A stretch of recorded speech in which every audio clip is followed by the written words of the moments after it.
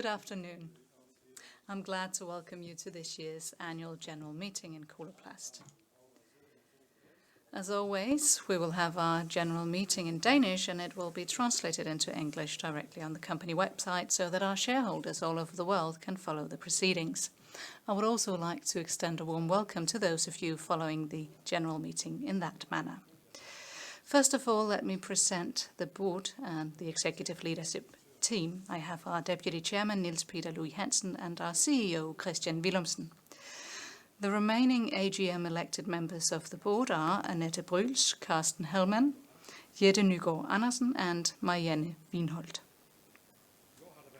This year we've had an election of the employee-elected board members in Coloplast. The employee-elected members are elected for a period of 4 years. The election resulted in re-election of the existing 3 members, who are Thomas Barfod, Roland Vendelbo Pedersen and Nikolaj Kyhe Gunnarsen. They have thus been elected for another 4-year term. Congratulations. The other members of our executive leadership team are Anders Lønning-Skovgaard, Allan Rasmussen, Nikolaj Buhl Andersen, Poul Markun and Dorte Rønnaug. According to the Articles of Associations, we will appoint a chairman of the AGM, and just like last year, it will be Niels Kornerup from the law firm Bech Bruun. And I will now pass the floor to Niels Kornerup. Welcome once again.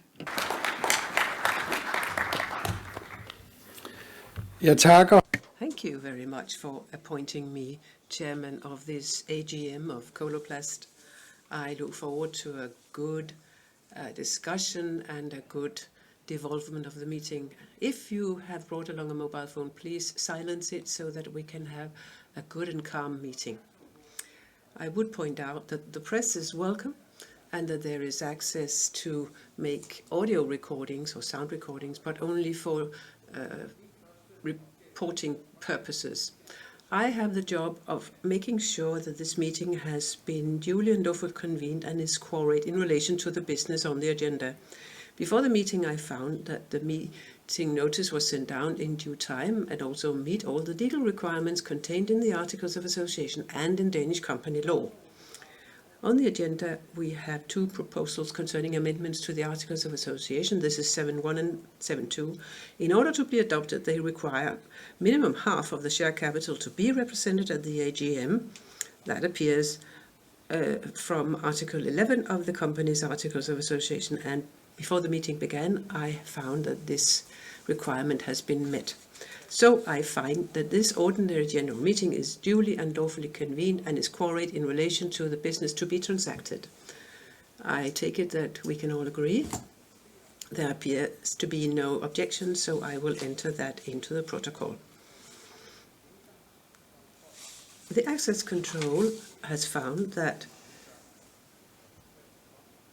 and now I get the figures fresh off the press. 114 people are present in the room, 78 are shareholders, and 36 are guests, journalists, advisors, and so on. Also, before we started, when counting proxies, postal votes, etc., 88% of the votes are represented, and that is after deducting treasury shares, and that 78% of the share capital is represented at the meeting. That, again, after deduction of treasury shares. The board has received proxies and postal votes corresponding to 99.6% of the represented votes and 99.3% of the represented share capital. And all this, the final figures will be appearing in the protocol from the meeting.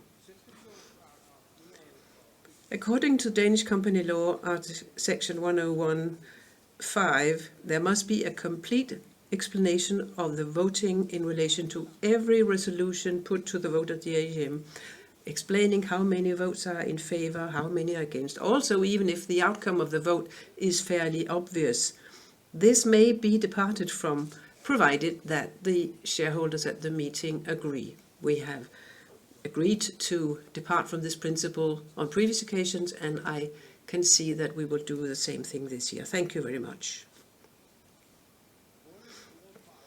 Because of the requirement concerning being quorate, I must ask those who decide to leave the meeting in the course of proceedings to deregister outside at the hospitality desk. This doesn't apply, of course, if you stay for the whole meeting and leave after the meeting has been adjourned. If you wish to take the floor, I would like you to approach me, and we have seats reserved up here in the first row so that you can come up here well in time before you take the floor in order to have a smooth takeover from one speaker to the next. Now, with these words of introduction, I'd like to embark on the meeting proper. This is the agenda. You see it on the screen behind me, and it has been sent out to shareholders. Item 1 is preparation of annual report, corporate releases and documents for internal use at the AGM in English. 2, report on the business of the company in the past fiscal year. 3, presentation and approval of audited annual report. 4, decision concerning the appropriation of profit according to the approved annual report. 5, presentation and approval of the remuneration report. 6, approval of the company's remuneration for the present fiscal year. And then 7, as I said before, we have 2 proposals from the board concerning amendments to the articles of association, an update of authorities, and 2, the introduction of English as the group's working language. And then item 8, election of members to the board of directors, 9, election of auditor, and 10, authority to the chairman of the meeting to make effect registration of what has been adopted at the meeting. And then 11, any other business. So, the first item is new, because this is a proposal from the board to the effect that the annual report, corporate releases and documents for the AGM's internal use will be prepared in English. It will appear from the convening notice that these documents will be in English, but for the time being, the board will make sure that a number of documents, including the annual report, the convening notice, proxies, etc., will still be available in Danish. There are technical reasons why this is the first item on the agenda. Because if we approve this before we approve the annual report, we make it possible for the company's auditor formally to sign the English language version of the annual report already this year. I would refer you to Article 101A in Danish company law concerning this type of proposal. Are there anyone wishing to speak on this? That does not seem to be the case. I take it then that the AGM has approved the proposal. Thank you very much. Which brings us to the next items on the agenda, which are now items 2 to 5, which we will, as per tradition, deal with in one go. Report from the board, presentation approval of annual report, decision concerning appropriation of profit, and then presentation and approval of the remuneration report. I will now hand over to the chairman of the board, who will deal with the presentation of the documents contained in the next, first now, 4 items. You have the floor, sir.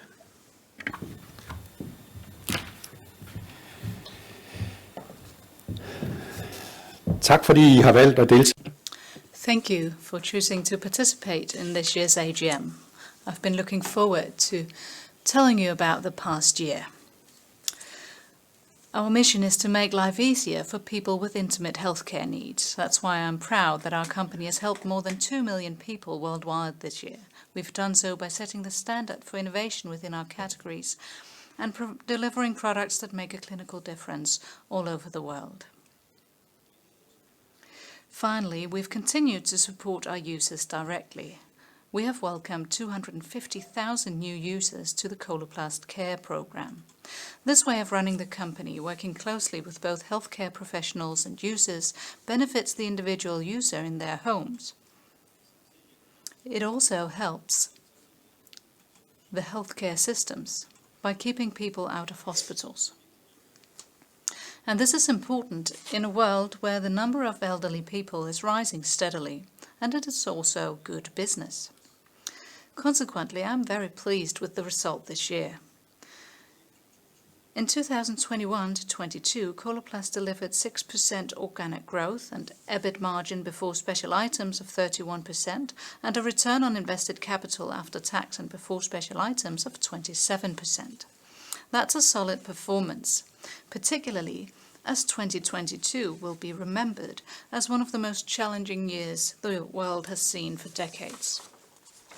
In addition to the COVID-19 pandemic, high inflation, disrupted supply chains and rising interest rates have had a visible impact on the global economy.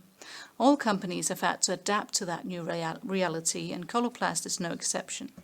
So, on behalf of the board and myself, I would like to start by expressing my sincere thanks to the management and all employees of Coloplast for having made another extraordinary effort this year. In a challenging year, Coloplast once again took market share across business areas, and we made good progress with our strategy. That leads me to the board of directors and our collaboration with the executive leadership team. This year, we welcomed Annette Bryls as a new member of the board of directors.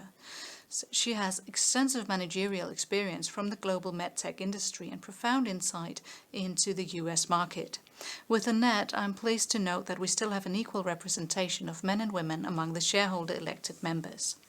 One of my focus areas as chairman is to involve the board of directors in key strategic decisions.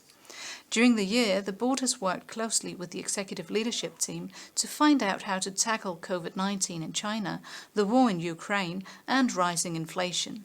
Furthermore, the board has been involved in important discussions on innovation, digitalization, sustainability, culture, acquisitions, and the company's global commercial activities, not least in the US and China. Open discussions between the board and executive leadership team are important. It's essential that the decisions we make today support the long-term value creation for our stakeholders, users, healthcare professionals, employees, societies, and shareholders. The annual evaluation of the board, conducted with external assistance this year, concluded that there is a strong collaboration between the executive leadership team and the board. It was emphasized that we have a high degree of satisfaction with the current range of competencies. In the long term, we want to strengthen our competences within innovation, and I look forward to continuing the good relationship in the coming year. Now, I will focus on the company's Strive 25 strategy. In 2020, Coloplast launched a new 5-year strategy, Strive 25, focusing on innovation and growth. This strategy is supported by annual investments of up to 2% of revenue in innovation and commercial initiatives, that is, on top of the existing R&D, sales and marketing budgets. These investments are aimed at boosting growth across all of our business areas. A part of the strategy is also to actively look for acquisition targets to further strengthen our growth opportunities. So let me start my review of this year's Strive 25 results by presenting our most recent acquisition, Atos Medical.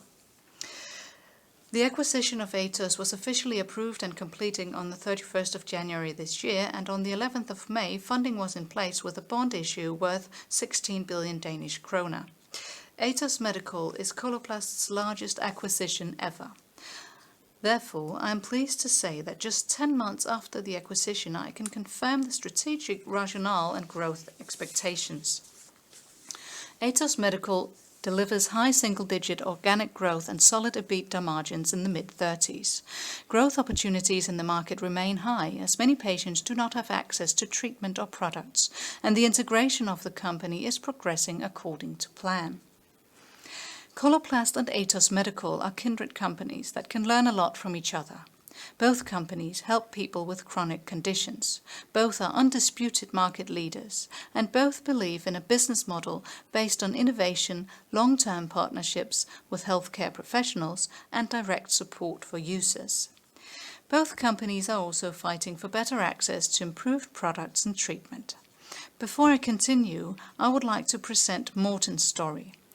Cancer of the voice box meant that Morten had to undergo a total laryngectomy in 2021. Today he uses products from Atos Medical. The doctor told me I got cancer. The first thing that came to my head was a kind of shock. And the second thought I got was, yeah, if I got it, I shall survive it and I will live with it and I will fight it. Before the surgery, I was very active. I was doing triathlon. I was rowing, swimming, driving bicycle, mountain bike, and on the road. And I was running. The difference in my lifestyle today is I'm thinking a little bit more about what I'm using my time for. I have another priority, my family. And myself and my health is a top priority. I was training before because it was fun. I liked it. Training actually now because it's good for my health. It's good for my lungs. Being a coach in the rowing club means a lot to me. I've been an instructor for many years. I was often at the water with the rowers and sitting in the boat beside them. I don't do that anymore. Now I'm the coach in the gym, and it's my responsibility that the youngsters are fit when they are going out in the spring season.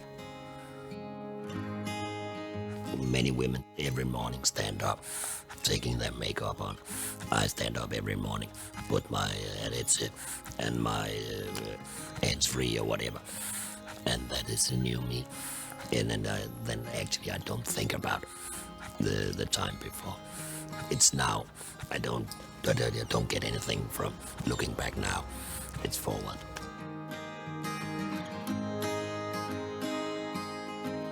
I'm happy. I'm a happy man. I got a good family and I know I got a good health now.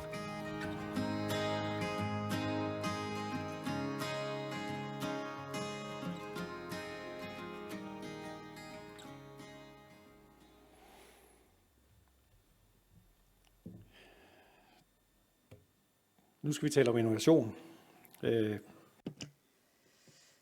Now let's talk about innovation. That is one of the key areas of the Strive 25 strategy. Morten's story is a good example of the difference that the right treatment and great products can make in a person's life. Atos Medical's Provox Life is a new generation of products comprising so-called HMEs and plasters and tubes that improve the patient's ability to speak and breathe.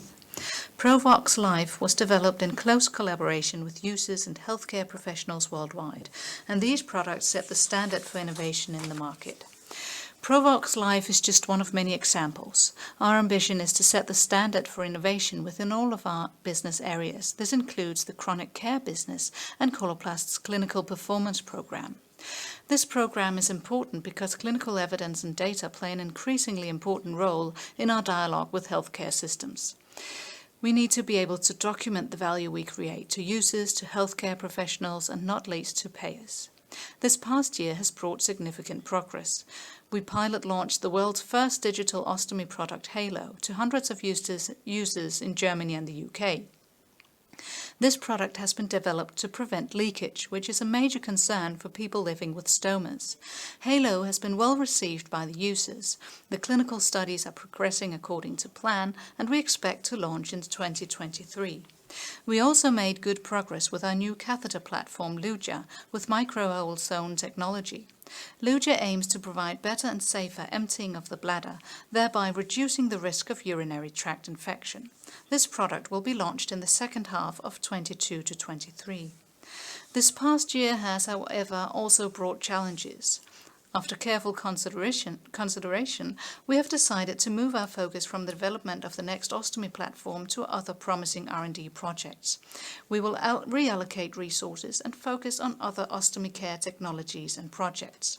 This decision is a result of new MDR rules, that is, EU legislation, regarding approval of medical devices.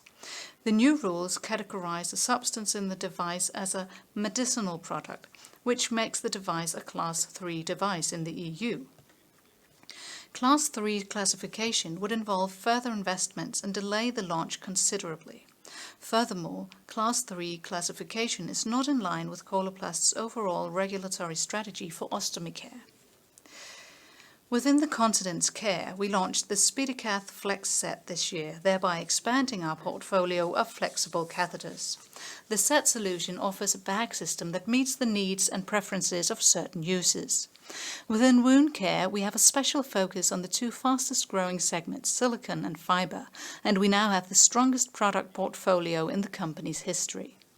In interventional urology, we are continuously seeking attractive opportunities within new segments. We now entered the laser segment with the launch of the company's first fiber laser device, Thulium Fiber Laser Drive. Among other things, this device ensures faster and more targeted treatment of kidney stones. We also initiated clinical studies of the Intibia device. Intibia is an implantable device for treatment of overactive bladder and is a result of the acquisition of the medtech company 9 Continents in 2020.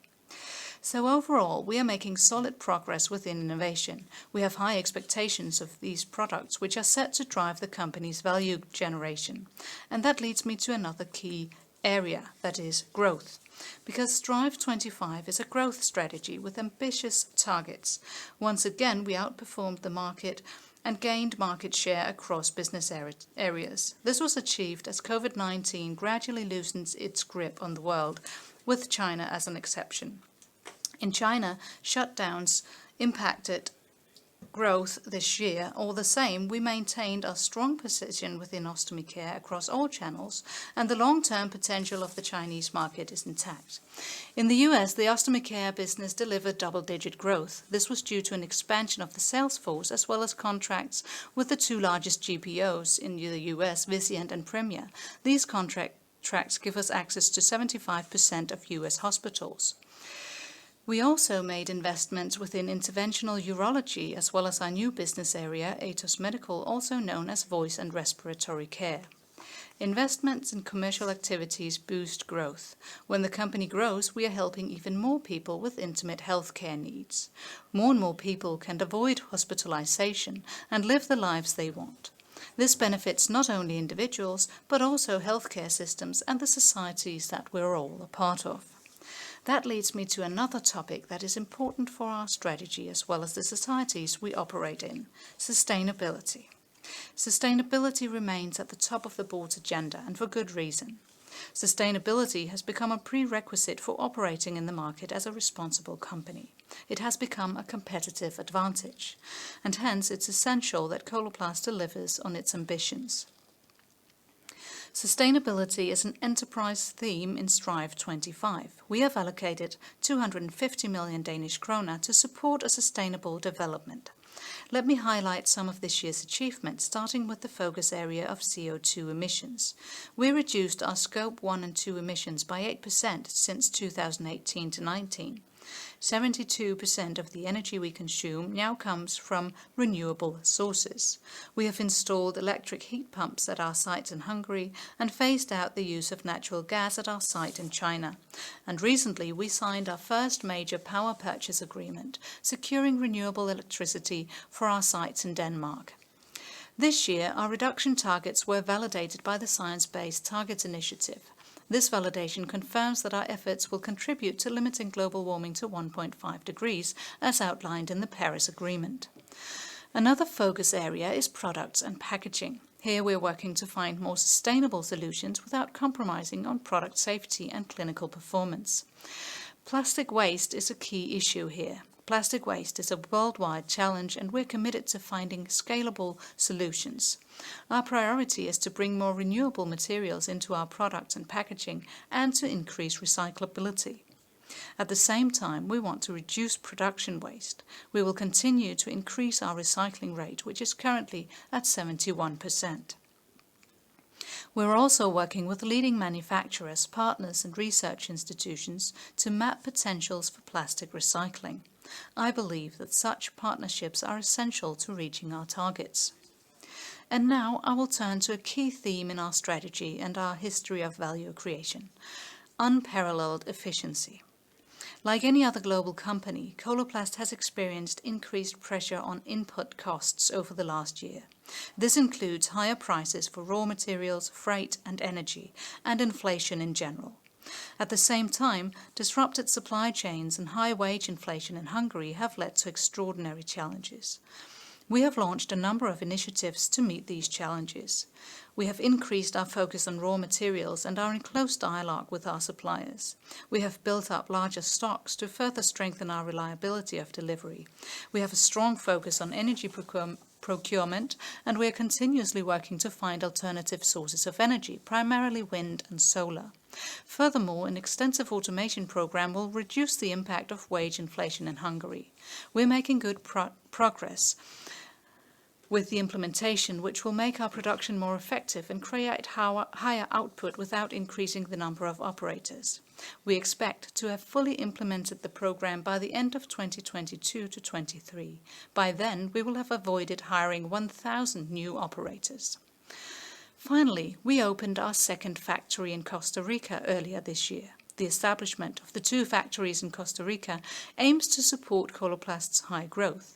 At the same time, we would like a more global and diversified production network. We expect that 25% of our overall production will come from Costa Rica by the end of this strategy period. We will continue to deliver strong results and unparalleled efficiency with Strive 25. Initiatives in our Global Operations Plan 5 will have a positive impact on the profitability level in the long term. At the same time, our Business Support Center in Poland and the Global IT organization are continuously making the company's processes more effective. However, these initiatives have not been able to offset the rising input costs over the past year.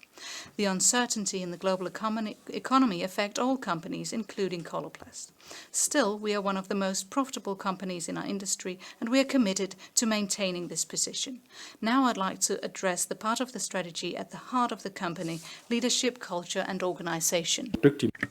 Our success depends upon our ability to attract and retain competent employees, and that's why we need to be as capable at retaining employees as we were before COVID-19. This should be viewed in the context of a challenging labour market in which an increasing number of people are changing jobs frequently or have decided to leave the labour market entirely. I'm also pleased to note that employee satisfaction remains high in the company. Twice a year we collect feedback from the organisation via Global Employee Surveys, and the most recent figures from 21-22 show a very high level of engagement. More than 90% of employees participated, and we got a score of 8.2 out of 10, so we are in the top 25% compared with other companies in healthcare. Coloplast is still working to improve the gender balance at managerial level. We are committed to a 40-60 gender distribution at all management levels and on our board of directors by 2030. In 21-22, 45% of all Coloplast managers were female. At senior leadership level, the figure was 21%, but at the level just below director level, the split was 40-60, which indicates that we have strengthened our female senior leadership pipeline. That was my review of the company's strategy, Strive 25. Before I report on the financial highlights of the year, I'd like to address the war in Ukraine. We currently have an office with 6 employees in Ukraine. We have an office in Russia with approximately 50 employees. Since the outbreak of the war, our priority has been the safety of our Ukrainian employees and their families. We've offered Ukrainian employees assistance to leave the country if that was what they wish to do. Our organizations in Poland and Hungary have assisted employees and emigrated families with shelter, jobs and visas.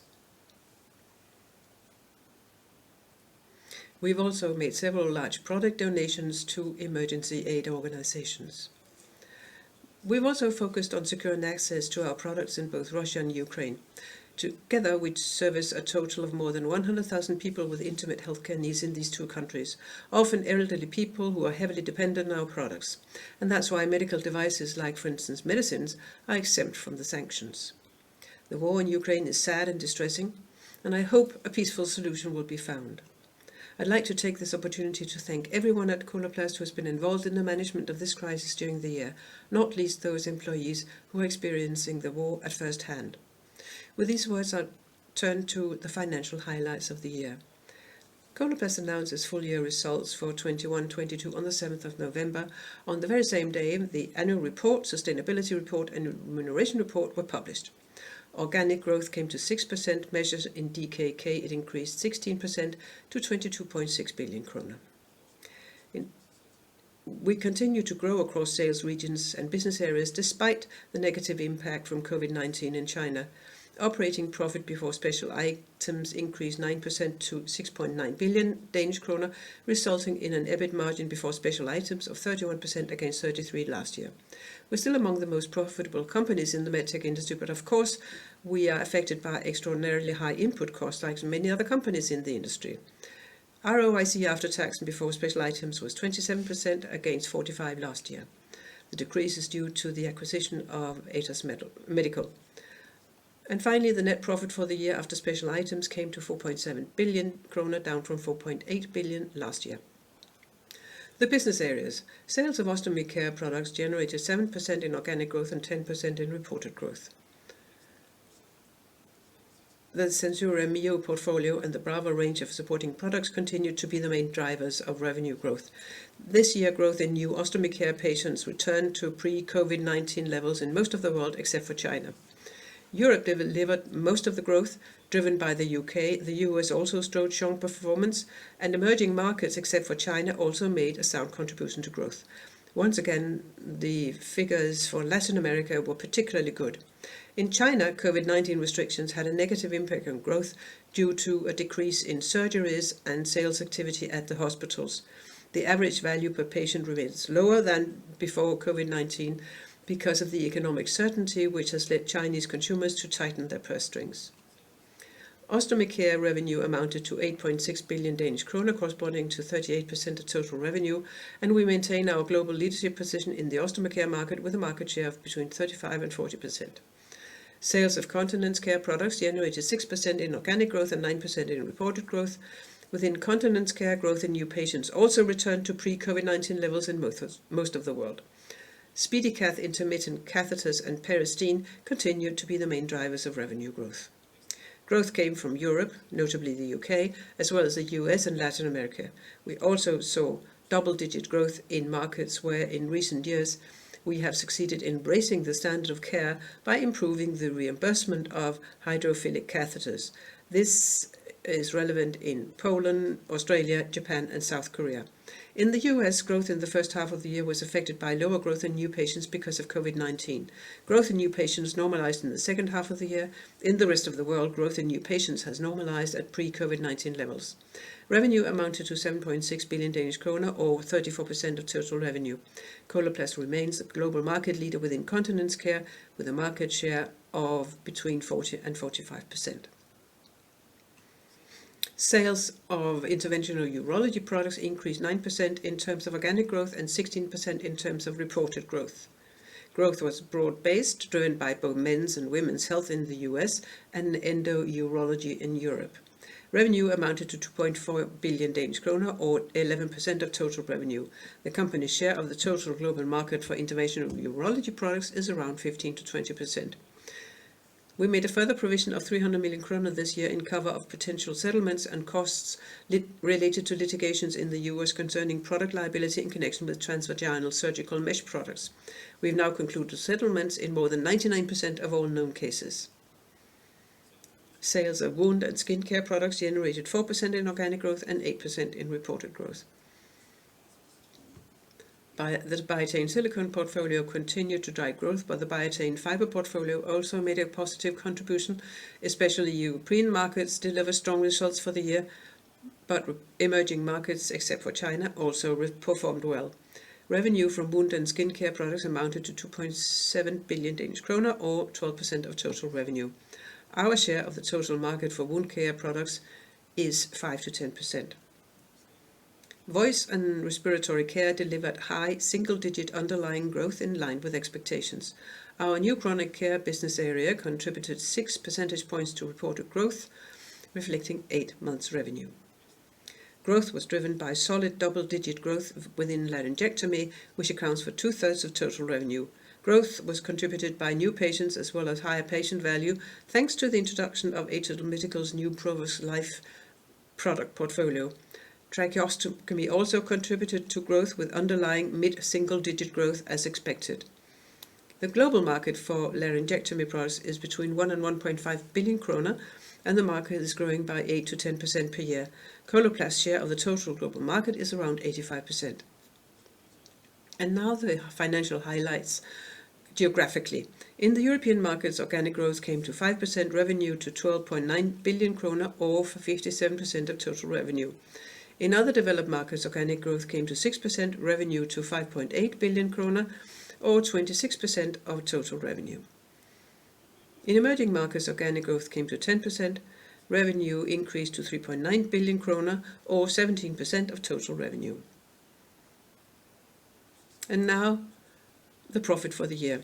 The profit for the year reflects improved efficiencies and tighter management of operating expenses, but also higher activity and investment levels after the phasing out of the COVID-19 restrictions.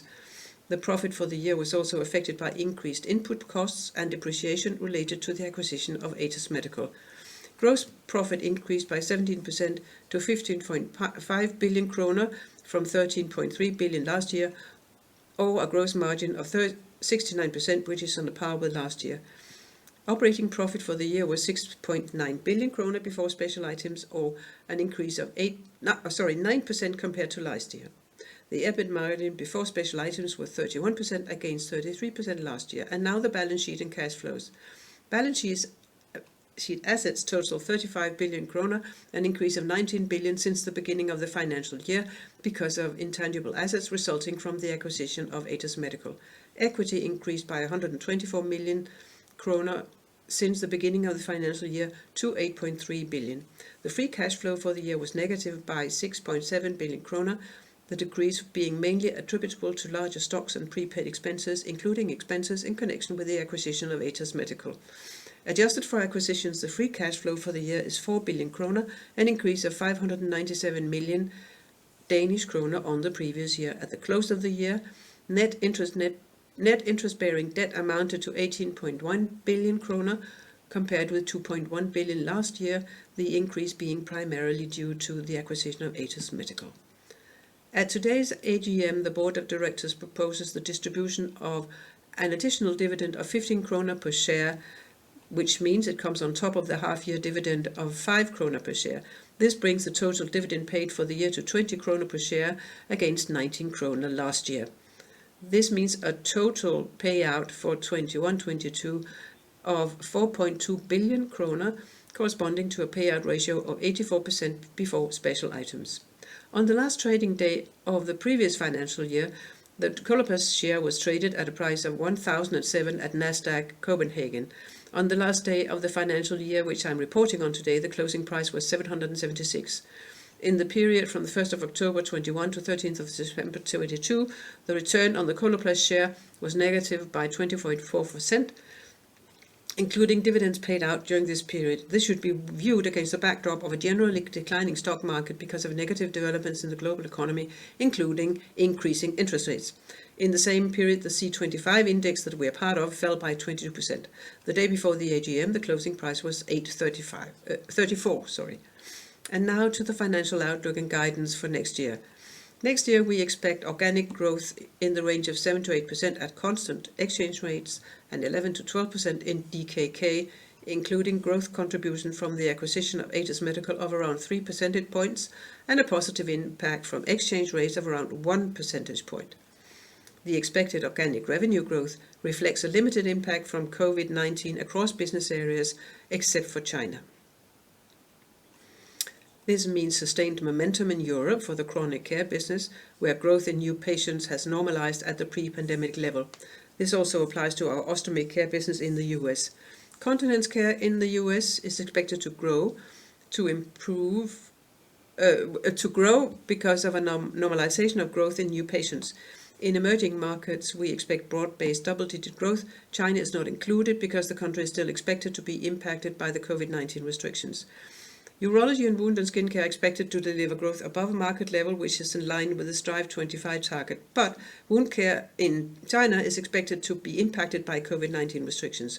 Voice and respiratory care is expected to grow by 8 to 10%. We expect a reported EBIT margin of 28 to 30% in DKK.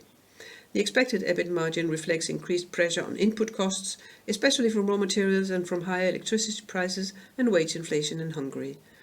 These costs have to some extent been offset by efficiency gains and tighter management of operating expenses. CapEx is expected to come to 1.4 billion kroner, reflecting, among other things, investments in automation at the sites in Hungary and China. CapEx also reflects investments in new machinery for existing and new products, as well as IT and sustainability. CapEx for Atos Medical is included in the figure. The effective tax rate is expected at around 21%. That was my report for fiscal 21-22. This ends another chapter in Coloplast's 65-year history, and a new chapter begins. Once again, I'd like to say special thanks to Coloplast's management and employees for delivering a very solid result for this year. I would also like to say thank you to all our users for trusting our products and services. And last but not least, thank you to all shareholders for your faith in the company. We've now started on a new year, and in many respects the world is now not what it was just 12 months ago. The list of global challenges is long, and Coloplast is not immune to their impacts. Nevertheless, I see a bright future for the company. We focus on long-term growth, we are competitive, and we take market share. We have the highest profitability levels in our industry, and across business areas and regions, the growth potential remains significant. There's still millions of people who do not have access to the treatment and the products that they deserve. This year, again, we will work hard to address that situation, and I'm convinced that Coloplast has the model required to make a difference.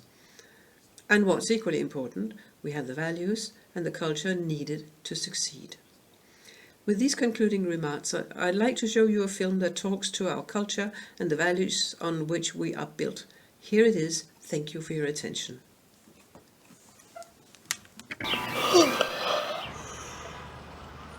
Did you just yawn? Odds are you did. And you can thank your mirror neurons for that. They give us the ability to put ourselves in the place of others, to understand what others might be feeling. We're all born with them, and they're the basis of all human connection.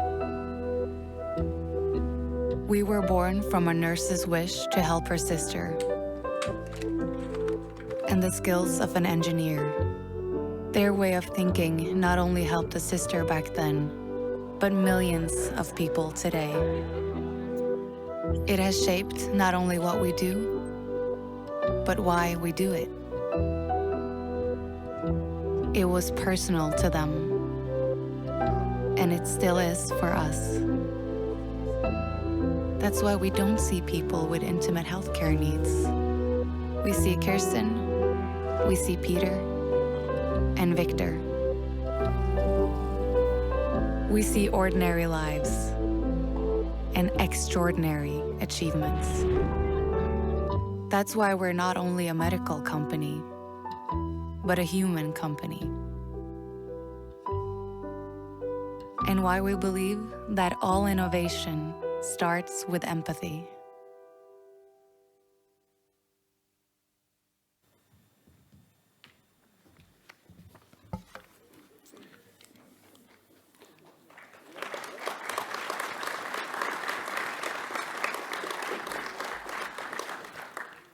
På vegne af forsamlingen, så takker.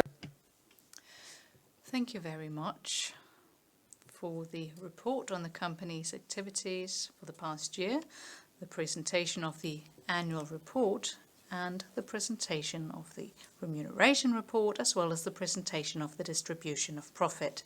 Before opening up the debate, I should inform you that the annual report has been signed by the board and the executive leadership team, and that it has received an unqualified auditor's report, as you can see in the annual report on page 123.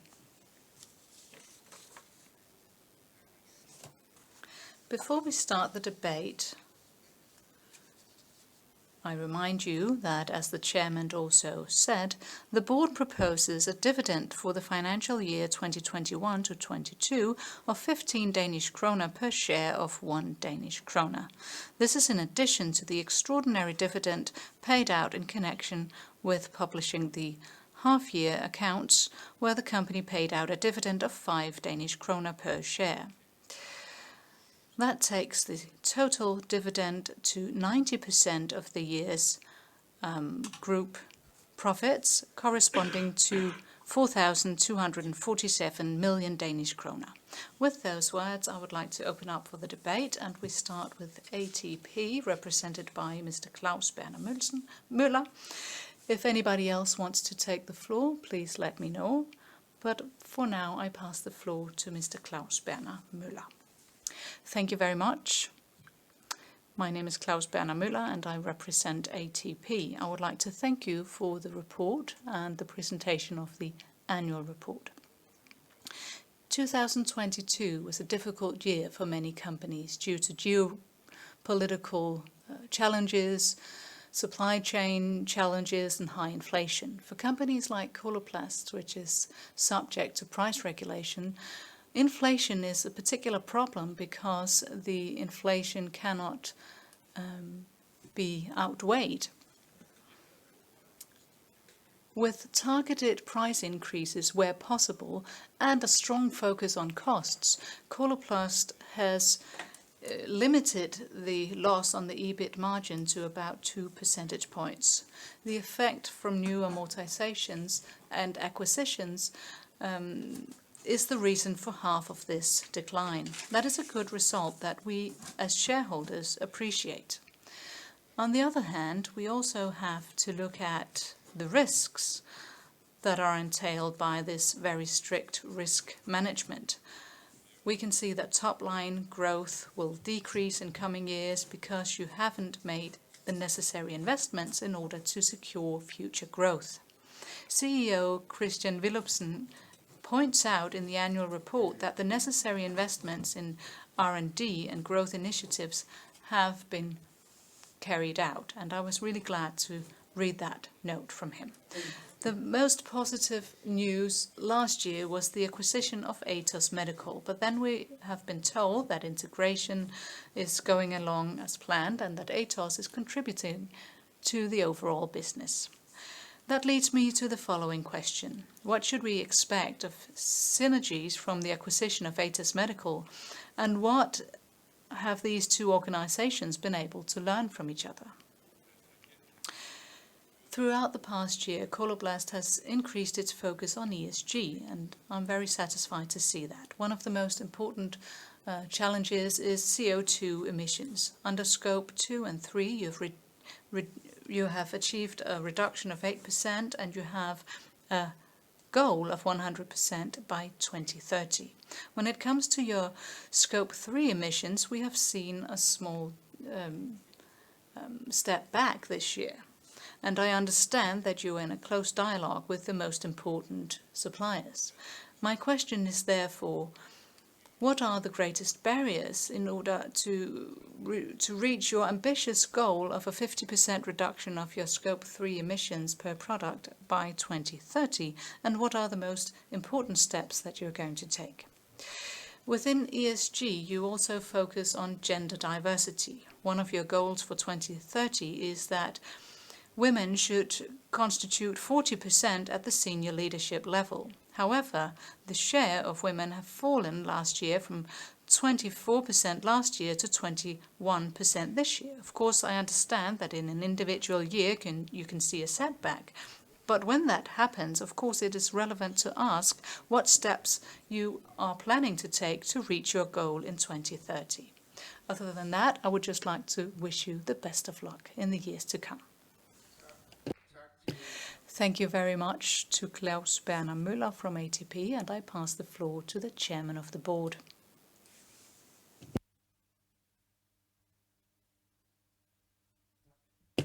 Thank you very much. Thank you for your positive comments.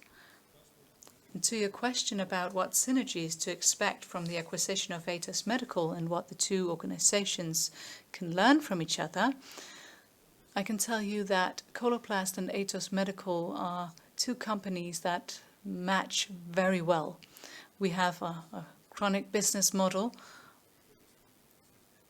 Our ostomy and continence care business are for people who need constant care and chronic care after their illnesses or operations. And the same can be said about Atos Medical. So we have a strong cultural fit here.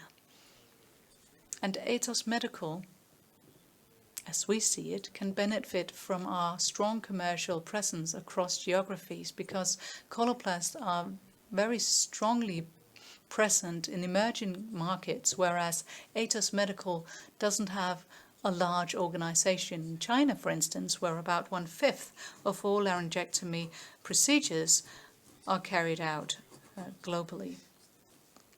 So of all procedures in the world, about 1/5 take place in China, and here Atos Medical don't have their products today. And of course that will mean that once the products are registered, they can get out there. On the other hand, we can learn from Atos on several issues. Atos is successfully selling directly to consumers. They have a strong clinical program, and they just launched a very strong new program as well, just to mention a few examples. To your question about CO2 reductions, it's true that Scope 3 is difficult, and you can't do this on your own. We want to promote our sustainability within all of our key areas without compromising on product safety or our clinical performance. And on top of that, we also produce plastic products, which is also a problem, or plastic waste is a general problem in the world. So we have a responsibility to address that problem and try to make improvements. And we do that in collaboration with our stakeholders across the supply chain. Looking at raw materials, they constituted 68% of our Scope 3 emissions in 2021 to 22. Now we have a collaboration with about 50 suppliers, and we are bringing on board more and more suppliers to our supplier sustainability program. So we work with our suppliers to bring down our emissions for existing and future products. Another area that's important is goods transport, which constituted 15% of our emissions last year.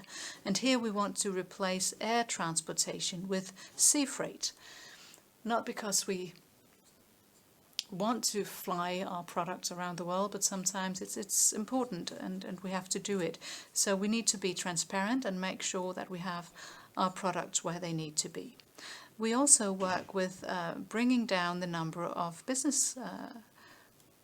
the amount of business travel. During COVID, we found out that we can sometimes meet virtually, and we want to bring down our emissions from business travel, and thereby using more digital opportunities for meeting online. Our ambition for Scope 3 emissions was approved by the Science Based Targets Initiative this past year, and we think that is a very important milestone, because that means that somebody is looking over our shoulders and making sure that we are well on track to reaching our goals and that we are not doing any greenwashing. Finally, there was a question about diversity. In 2021 to 22, we saw that 45% of all managers in Coloplast were women, and for executive management it was only 21%.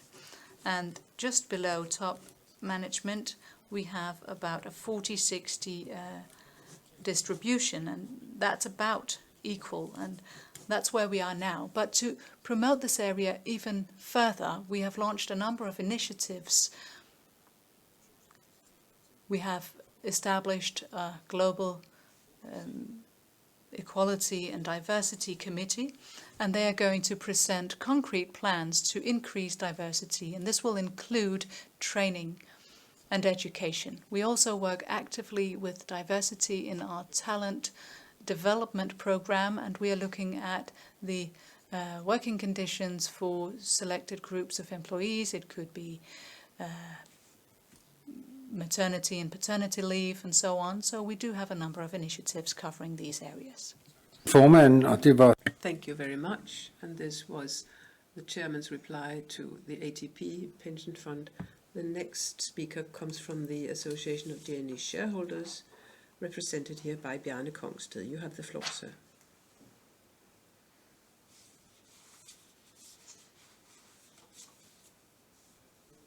Good afternoon. My name is Bjarne Kongsted, and I attend the meeting today in my capacity of representative of the Danish Association of Shareholders. I've asked for the floor in order to explain about the interests of our association as the speaking on behalf of our shareholders. Sorry about my voice. It's not because I saw a dreary football match from Qatar yesterday. I don't know where it came from. Well, we have an objective of attending about 50 AGMs per year all over the country, and we are pleased to attend Coloplast AGM every year. We've been here for a number of years now. When we attend an AGM, we do it not only to strengthen shareholder democracy, but also to explain to management in corporate businesses that we have a catalogue of focus areas and that we speak on behalf of our members, when we focus on a number of specific areas. We are working with the current areas this year: transparency, decency, and competency. And of course, COVID, which is always relevant. Transparency has to do with something as mundane as whether it's possible to read the accounts, to see what type of information is contained. Is it enough? Is there sufficient diversity on board and management? Decency is about being decent in the way you do business. If you have shown a lack of judgment in the course of the year, if there have been cases that are very unfortunate, bonuses, are they too high? And what about social responsibility? And last but not least, competency. Does the annual results and the budgets reflect a competent effort made by board and management? And does the share price reflect the true value of the company? This was a bit about our focus points in this fiscal year. And I would now like to comment on the accounts themselves and a couple of financial highlights. We are told that the profit ratio is back at 33%, more or less on a par with last year. And this is in the fine end of the spectrum. I think it's difficult to find that there's room for improvement here. But in the notes, the company states that they expect a profit ratio below 30% in the current fiscal year. In the current fiscal year, the company has acquired market shares across regions and across business areas, and at the same time, the company delivers the highest earnings level in the industry. As a result, it is recommended by the board that the annual dividend be increased by 1 kroner to 20 kroner for fiscal 21-22. 5 kroner of this amount has already been paid out. At one point, the share price was below 740 kroner in the fiscal year, and that gives that means that the dividend of 20 kroner is at a very high level, in particular if another dividend is paid out next spring. I know that it does not appear in the accounts. An increase in operating profit from 9% to 6.9 billion is fine. But there is an analyst that says that the expectations for 22-23 are a bit on the weak side. And this has caused Coloplast to announce that they intend to look at savings and optimization initiatives. Organic growth at closing ended at 5%, where the market had expected an increase of 6.2%, and this was immediately reflected in the price of the company's share. But it has come back a bit since then. When I was here last year, I expressed my satisfaction at the increase in dividend of 1 krone per year. It must have caused some people in the corridors of power to get together, because they have decided once again to increase dividend by 1 krone. So we do have very high expectations of next year's accounts. Other industries are fighting with different challenges after the COVID-19 pandemic. And in this connection, I'd like to hear if Coloplast has challenges in relation to insufficient deliveries both in Denmark and abroad, and to what extent the many COVID-19 shutdowns in China will affect coming year's accounts. There's a certain instability in China these days. I am sure that will also cause some foreheads to frown on the faces of country managers. Last point on my list is to say congratulations with the fine results. Let's hope it's reflected in the share price. A good working year to everyone, board, management and all employees. Thank you very much. Tak til Dansk Aktionær. Thank you very much to the Association of Danish Shareholders. There were a number of specific questions. Let's hear from the chairman of the board. Thank you for the comments, Mr. Kongsted. I'm pleased you didn't propose an increase in dividend of 3 kroner. We just managed to give you the 1 kroner you were referring to. Yes, I'd like to comment on the issue of dividend. The thing is, we have a policy with regard to excess capital. We pay it out, and we mainly pay it out in the form of dividends, and we also have a small share buyback program. We buy back shares in the course of the year in order to have sufficient shares for the shares we need in relation to share option programs. So as we continue, I hope to make more money. We'll be able to increase our dividend payouts, but we are not to be considered a bank where we have the money invested in our own balance, so to speak. We do intend to use it for some purpose, also to pay it out to shareholders. And then you have a comment about China, and I agree with you.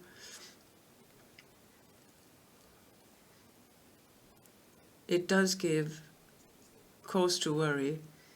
We have invested a lot in China. We have a large commercial organization there. We also have a large plant there, a large organization. Fortunately, we've been able to keep it running. There have been some raw materials that we couldn't get hold of, so the figures from the past year were affected by problems with deliveries. But the large majority of activities there have been kept alive. In the guidance that we have, the expectations that we have expressed with regard to the new financial year, we emphasize that plastics is, or supplies, is something that's very important to us in our production, and we depend on deliveries. And you can clearly see that China doesn't deliver the growth that we've been used to. We've been in China for many, many years, and I simply cannot recall a year with so low growth expectations as in this year and the year before. There are some signs of a change, but it doesn't look very encouraging. So I also cross fingers. I hope things will be working in the right direction, but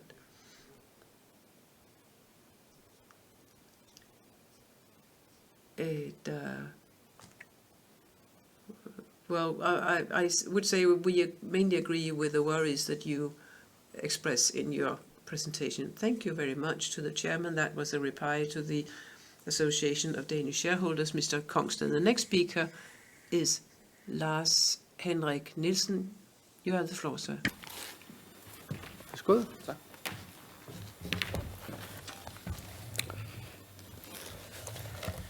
Ja, jeg hedder My name is Lars H. Nielsen, and a special greeting to Lars Rasmussen. We also talked at the AGM of Lundbeck in June.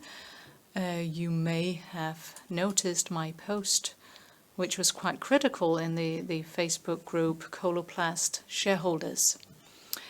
You're going to see 3 slides from me and hear quite a critical speech. I'm trying to reach the ambitious business manager with my speech.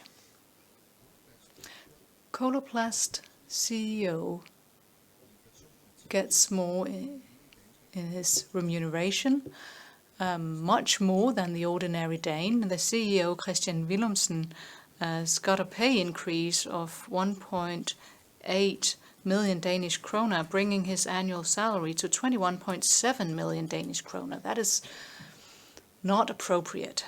Later on, you're going to vote on the remuneration for the coming year, and I propose that you reject this proposal. For salaries over 7 million Danish kroner, there are new tax rules underway. They should not have a tax deduction in the company's tax-deductible income from 2023. That proposal from the authorities is put forward in order to combat inequalities and distortions of the market. You can read more in the article about that says no tax deductions for extremely high wages from next year. In my Facebook post, you can find a link to that article. It was on the 11th of November 2022. The board of Coloplast should adapt to the norm of the Danish Parliament for top management wages, so you should stay at the proposed level of 7 million Danish kroner. After the fall of the Berlin Wall, we started the era called Europe of Hope, but now it's turned into the Europe of Tears because the globalization did not translate into good, inclusive societies, because the rich only got even richer. An Indian professor told the Danish daily Politiken recently that neoliberalism is no longer supported by the general population in advanced societies where inequality has risen over the past 40 years, and now we're back at the level of the 1920s. The AGM of Coloplast is a cathedral for inequality of wages, and this meeting is documentation for this undermining development. A wage increase of 1.8 million for the CEO, while many Danish people are in a desperate situation. I've had a top salary of 35,000 kroner a year. And if I had had that wage for my entire life, I wouldn't even reach one annual salary of the CEO. I mean, what can you spend that much money each year on? Should it be translated into consumption? Can you spend more than 20 million Danish kroner on goods year after year? This afternoon, I would like to compare top executives in the Danish top 25 companies with the top 25 top-rated chess players. They are fighting for a rating so that they can climb a list of chess players, but they do not steal from less privileged people. They only steal ratings from each other, from their competitors. So how do you measure the strength of the best of the C25 company index? Well, you range them by the salaries of the executive managers. These are competitive people who enjoy competing for an attractive target, but couldn't you find something more ambitious than just measuring your success in euros or dollars? Could you create a new doctrine, just like the top chess players who take from each other instead of taking from lower ranging players? This wage gap in the system creates gaps and cracks in the system many other places in society. As the old song goes, few have too much and too many have too little. And this is undermining our societal structure. So we have to do away with this market development in top executive pay.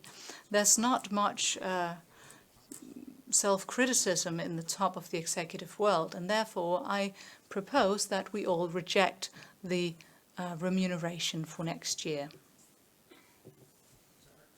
Thank you very much to Lars H. Nielsen, and I pass the floor to the chairman of the board for his comments. Thank you for those comments, Lars Nielsen. I don't imagine that we will agree completely at this AGM, but I would still like to explain my point of view.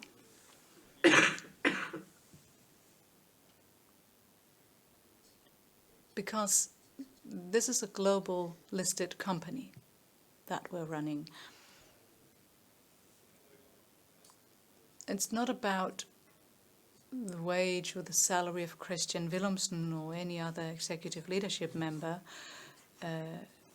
They have to be remunerated according to market terms and conditions, and we have to compare to what they are paid at our competitors or at our neighboring company. It's a minority of companies that have Danish top managers. So of course we have to compare to the cost of executive leadership elsewhere, in Europe at least, because that is the competition we are part of and that we are facing. We do not operate in a vacuum.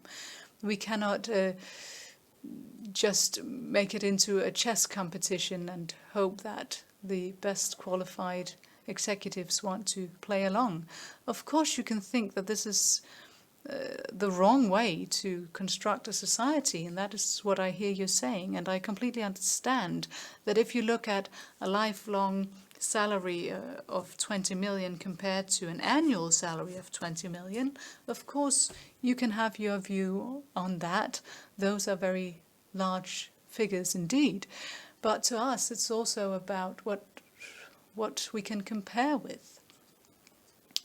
We don't want to pay too much or compensate too much, but we shouldn't pay too little either. It's just to give you some perspective on how we make that assessment when we talk about remuneration. We won't get anywhere with a discussion on this because, of course, this is also about your view on life and your political standpoint. And I don't know whether it's new liberal, but in commercial companies, of course, commercial companies have a liberal agenda, basically. Thank you. Tak til formanden. Det var svar til. Thank you very much. That was a reply to the question from Lars H. Nielsen. I have no other speakers. Bjørn Hansen. Gammel kending på disse generalforsamlinger. You are one of our permanent stock of shareholders at the AGMs. Good afternoon.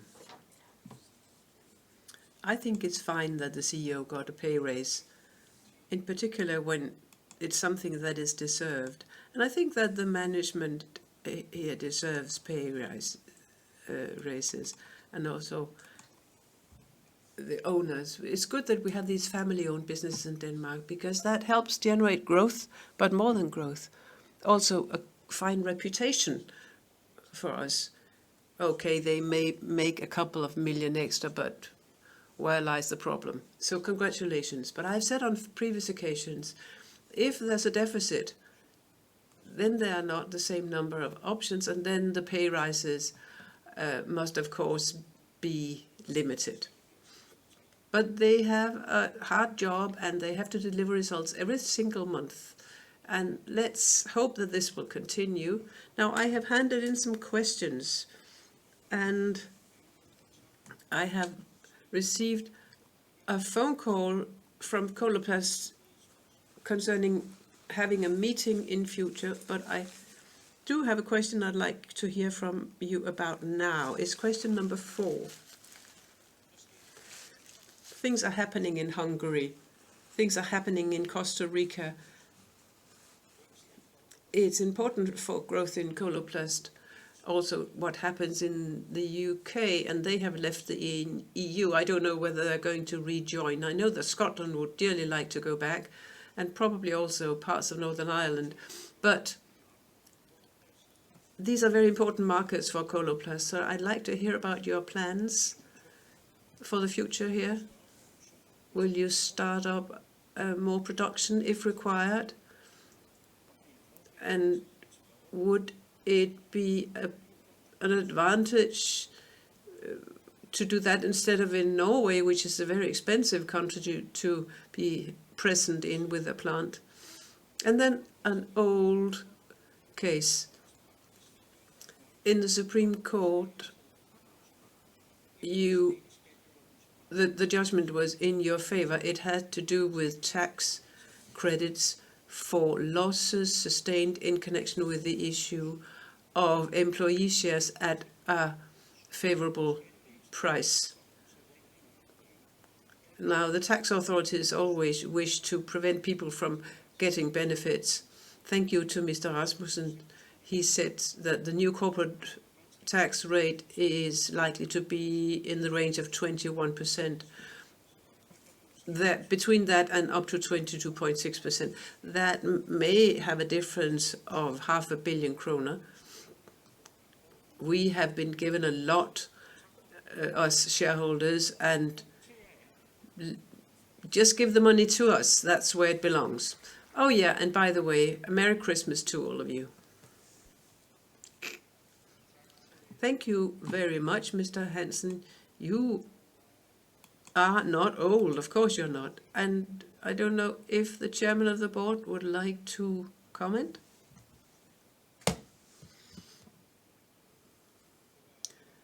Well, thank you for your comments. It was just a comment in relation to what you said about the UK. It's true, it is a very important market for us. And it's not a problem to deliver to them, although they are now outside the EU, so we do not have plans of setting up a production plant. We are not shut out of the market entirely just because the UK is no longer an EU member. And it's true what you say, that our tax rate fluctuates between 21 and 23%.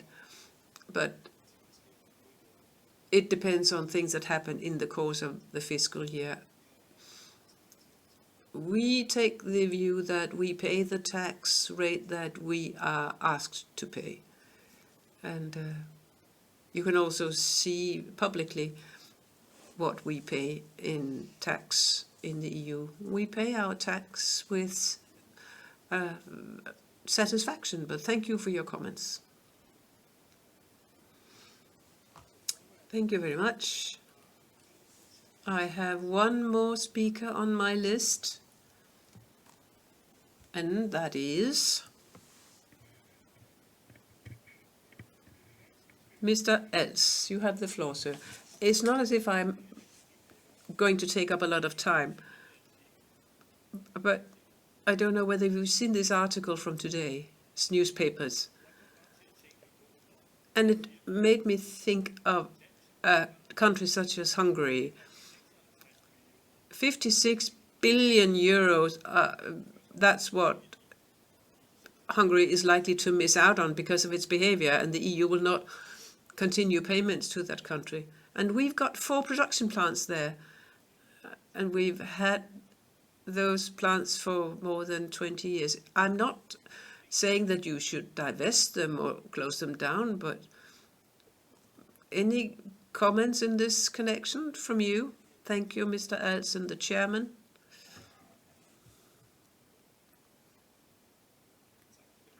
Thank you. It's a very relevant question, and we have asked the same question on a number of occasions, because when you make a decision to relocate production to a different country, there's a good reason why you should. And we made the decision many years ago, almost 25 years ago, to relocate. And the reason was that prices of the kind of products that we produce do not go up a lot, but other prices go up, the prices of transportation, of, well, the pay bill, etc. So you need to find out how to achieve economies of scale. Produce at a cheaper cost or a lower cost, or have administration at a lower cost level. And in those days we had a very high level of inflation in Denmark. And it was a question of finding out where to relocate production. At the time, it was possible in some areas of Denmark to receive a certain business funding arrangement with local authorities. So it was possible to relocate to northern Jutland. Many industries knew about the same thing, and we were all looking for where to go. We didn't want to go too far away from Denmark, of course. So we looked at Poland and the Czech Republic and the Baltics and Hungary. And we then decided to go to Hungary. So what we wanted to focus on, because the countries were more or less similar in what they had to offer, was cooperation with the local authorities. And we have been happy ever since. We have been worried from time to time with regard to the interaction between the EU and Hungary, but we take the view that there may be many things that we disagree about, but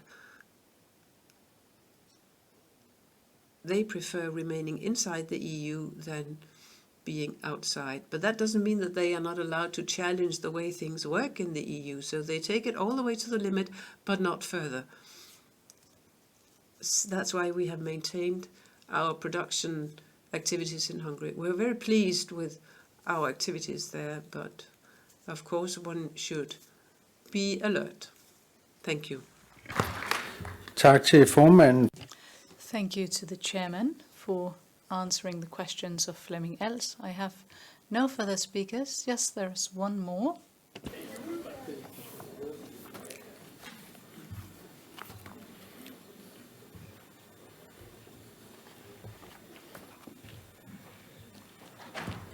Frederik Demand. Mr. Jens Frederik Demand. The floor is yours. What brings me here is that Lars Henrik Nielsen, the previous speaker, talked about the envy and limits to remuneration and so on. And I would just like to say then that when management is doing well and the company is doing well, it makes no sense to establish some sort of ceiling of 7 million Danish kroner. They have to be remunerated according to what they deserve. Tak til Jens. Thank you to Jens Frederik Demand. I have no further speakers on the speakers list. Does anyone wish to take the floor? That does not seem to be the case. That means the debate is now closed. I take it that the report has been taken note of, that you have approved the annual report, that you have approved the distribution of profit as proposed by the board, and that you have approved the remuneration report for 2021 to 22. There are no objections from the room. I hear there's a comment here on the remuneration report, and I can tell you that we are putting the remuneration report for a guiding vote, and that is what we've done. And with the votes cast, there are 374 million votes, and we now have 324.6 million votes represented, and 309 of them have voted in favor of the remuneration report. Therefore, we have duly noted your comments in the minutes, and of course that will be taken on board. But legally speaking, I can confidently say that the remuneration report has been approved. I hope you agree. That was items 1 to 5 of the agenda, and that leads me to item 6 of the agenda today, which is the approval of the Board of Directors' remuneration for the current financial year. Here, the Board of Directors proposes that the General Meeting approves the following remuneration to the Board of Directors for the financial year 2022 to 23. The members of the Board of Directors will receive a base fee of 450,000 Danish kroner. The Deputy Chairman of the Board will receive 787,500, which is a multiple of the base fee, and the Chairman of the Board will receive 1,350,000 Danish kroner, which is the base fee multiplied by 3. The board also proposes that each member of the Audit Committee receive 240,000 Danish kroner, and that the Chairman of the Audit Committee receives 430,000 Danish kroner. The board also proposes a fee to each member of the Remuneration and Nomination Committee of 150,000 Danish kroner, and a fee to the Chairman of the Remuneration and Nomination Committee of 250,000 Danish kroner. The fees for additional duties associated with the committee work is unchanged. I can also tell you that the members of the Board of Directors are entitled to be reimbursed for certain expenses, as described in the remuneration policy.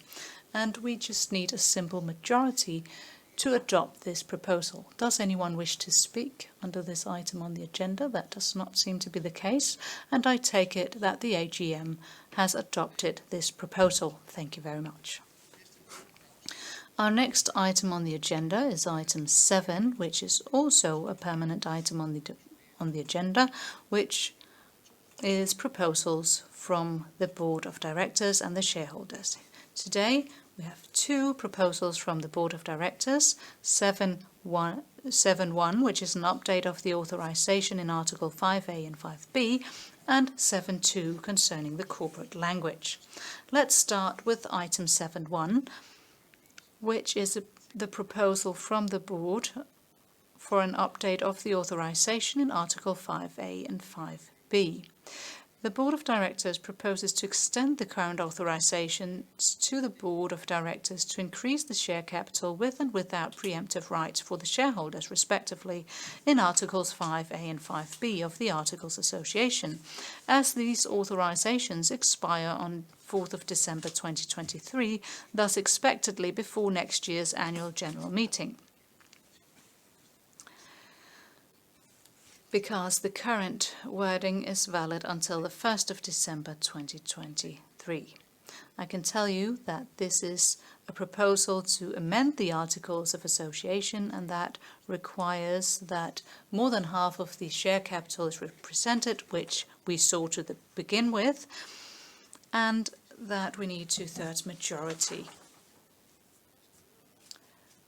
Let me ask if any shareholders want to take the floor under this item on the agenda. That does not seem to be the case. I then take it that the AGM has adopted the proposal. That seems to be the case, and I will take that to the minutes. Thank you very much for adopting this proposal. Our next item on the agenda is item 7.2. Here, the Board of Directors proposes that the company's corporate language is changed to English to reflect the way the company works today. I refer to Article 126 in the Danish Company Act. The requirement for adoption is the same, which is a majority in accordance with the Articles of Association and pursuant to Article 126.3 in the Danish Companies Act. There are no comments here. Yes, there is one comment. That is Mr. Bjørn Hansen. Værsgo. The floor is yours. Well, I think it's all well and fine that at board meetings you can speak English or American, let's just call it English, but I'm already seeing in the accounts that there are many American words, and I think things are really being mixed together in many companies. We recently attended an AGM where a French woman who lives in England and speaks English very well, although with an accent, spoke, and there was nobody who gave an applause during the entire show. And I call it a show because it really was a show, and it's not just any company here in Denmark.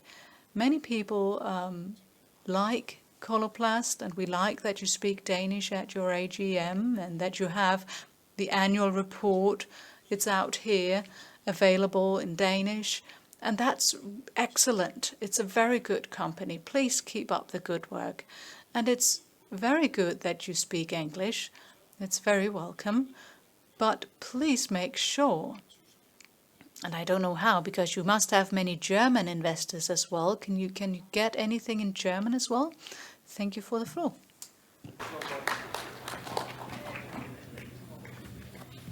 Tak til Thank you very much, Mr. Bjørn Hansen, for those comments. Does anyone else want to take the floor under this item? That does not seem to be the case. I can inform you, as stated in the convening notice, that if this proposal is adopted, there will be a new Article 21, Section 1 in the Articles of Association. And again, we need a 2/3 majority. And as I hear no further comments, I take it that the annual general meeting has adopted the proposal. Thank you very much. så vi fremme ved Which brings us to item 8 on the agenda, election of members to the board. Now, the proposal is that all members elected by the AGM be re-elected. They are Søren Lars Rasmussen, Niels Peter Louis Hansen, Annette Bryls, Carsten Hellmann, Jette Nygaard Andersen, and Marianne Wienholt. The other management positions of these candidates are available in the annual report and also appear in the convening notice. Are there any other candidates for board membership? That is not the case. This means that they have all been re-elected. Congratulations. You now sit for another 1-year term. We wish you every success. Next item is item 9, which is election of auditor. The board proposes the re-election of PricewaterhouseCoopers.